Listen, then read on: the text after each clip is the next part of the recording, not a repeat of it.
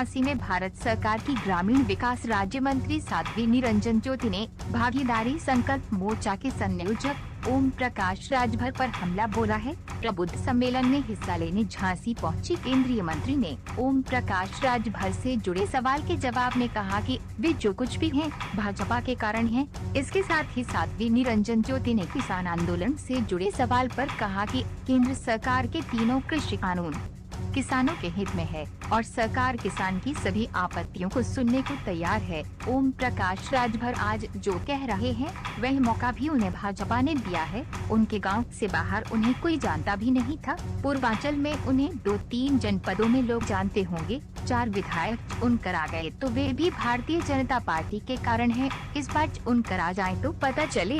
राजभर के 5 सीएम और 20 deputy CM वाले बयान पर कहा कि पूरे प्रदेश को सीएम बना दे। हमारी सरकार में काम करने की एक पद्धति है, जिसकी ज्यादा महत्वाकांक्षा होगी उसका कोई कुछ नहीं कर सकता। किसान आंदोलन से जुड़े सवाल के जवाब में साध्वी ने कहा कि किसानों और सरकार के बीच बातचीत न हो, इसके लिए षड्यंत्र किया जा रहा है। हमारी सरकार बातचीत के लिए तैयार है। किसान को मंडी से मुक्त किया गया, क्या ये काला कानून है?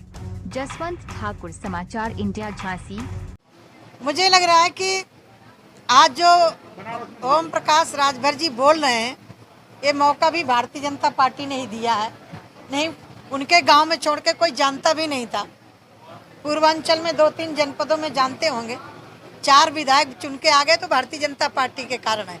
अब इस बार चुन के आ जाओ तो पता चले। देखिए, ये शब्द कह करके प्रबुद्ध लोगों का अपमान किया गया। ठीक, 5 सीएम और 20 डिप्टी सीएम पूरे प्रदेश को सीएम बना देना।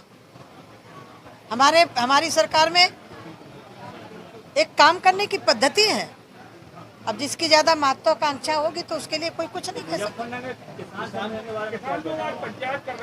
देखिए, मैं आपसे अनुरोध करती हूँ, 12 बार कृषि मंत्री ने बैठ करके बात की। मैं आपसे एक सवाल पूछ रही हूँ, आपसे ही, क्या किसान को अपनी उपज बेचने का मंडी में ही बंद के बेचना चाहिए या उसको जहाँ ज्यादा मिला वहाँ बेचना चाहिए? मैं आपसे पूछ रही हूँ।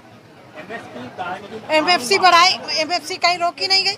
ये भ्रम पैदा कर रहे हैं। अब जो कंफ्यूज हैं उनके लिए कोई इलाज नहीं है। सरकार ने पूरा स्पष्ट कर दिया है, एमएफसी बंद नहीं हुई है। किसान को मंडी से मुक्त किया गया है। किसान मंडी में बेच सकता है। किसान को मध्य प्रदेश में अच्छा लाभ मिलता है, वहाँ जाके बेच सकता है। किसान को फ्री नहीं होना चाहिए। गाड़ी बनाने वाला, ट्रैक्टर बनाने वाला पूरे विश्व में कहीं जाके बेच सकता है, तो किसान को मंडी में बांध के रखना चाहिए। ये विपक्ष क्या चाहता है?